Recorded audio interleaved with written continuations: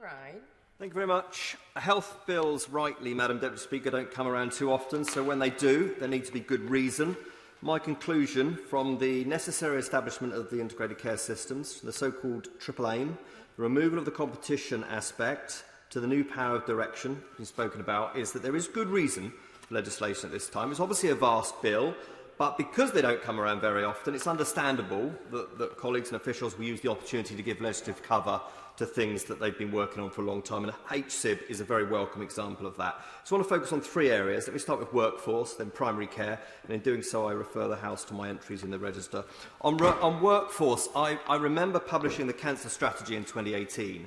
The issue then was not our ambition, but the cancer workforce to meet it. And obviously the chances of surviving cancer have improved significantly in recent years. There are many reasons for that, but detecting 75% of cancer at stage 1, early stage, which must happen, needs the radiographers in post, and it demands an endoscopy workforce that can properly execute the FIT screening programme for the bowel cancer programme, as one example. So, yeah, sure. I thank the honourable member for giving me. He's making an excellent point about the necessary workforce in the NHS. And would he agree with me that when we have many thousands of frontline NHS workers in all departments who are here on visas and have worked hard through this pandemic, that perhaps if we were to offer them indefinite leave to remain, they would help fill that gap which so desperately needs closed? Well, the honourable lady makes a sensible point. There is obviously a process in place whereby that can happen, but if she's asking me, do I agree in a liberal immigration policy to help our health service, then absolutely yes, I do.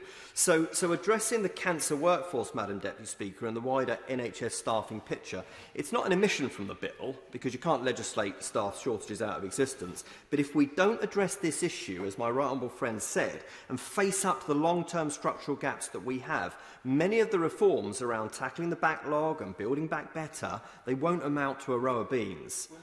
Yeah. Very briefly, to congratulate him when he was a minister on the extraordinary work he did on early diagnosis on cancer.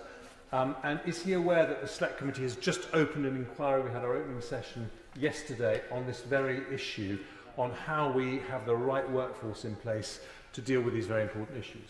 Well, I was aware of that, and I'm really pleased to hear it. And I know that the Select Committee has got Callie Palmer, who's, of course, the National Cancer Director, who is just one of the best in the business, coming before them soon, and I will look forward to following what she says. But just to conclude this point, then, I think in advance of the Comprehensive Spending Review, the bill should include a requirement on the Government to publish modelling of the future supply of the entire healthcare workforce. On primary care, I do welcome the formal creation of integrated care systems.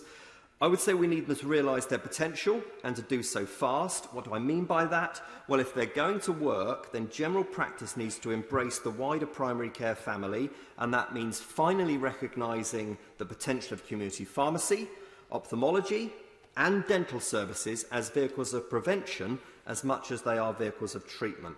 And finally, if we move upstream of the bill, it has to be about prevention for me. We hear talk this weekend of a waiting list touching 13 million people. So let's tackle that for sure, but let's also get behind the food and drink clauses in Part 5 and think about the future and our children as much as the present. I was fortunate to write up the HFSS proposals as part of Chapter 2 of the Child Obesity Plan several years ago, so I'm pleased to see the 9 PM watershed legislated for here, and I do pay tribute to Jamie Oliver and his Bite Back campaign and the young people in that, as well as Cancer Research UK for their support. I realise not everybody on these benches and maybe outside supports this move, and I would agree that it will have little impact if that's the grand sum of it, but I think ministers need to take their tackling obesity strategy published last year, implement it all, and then go again. And let me just say I welcome the clauses on fluoridation of water supplies. Let's stop debating whether we do this and, to borrow a phrase, follow the science. So, Madam Deputy Speaker, in conclusion, it's a bill that is worthy of support at second reading. I think there will be an awful lot of work to do in committee and in the other place, but I will certainly support it this evening. Clive Efford.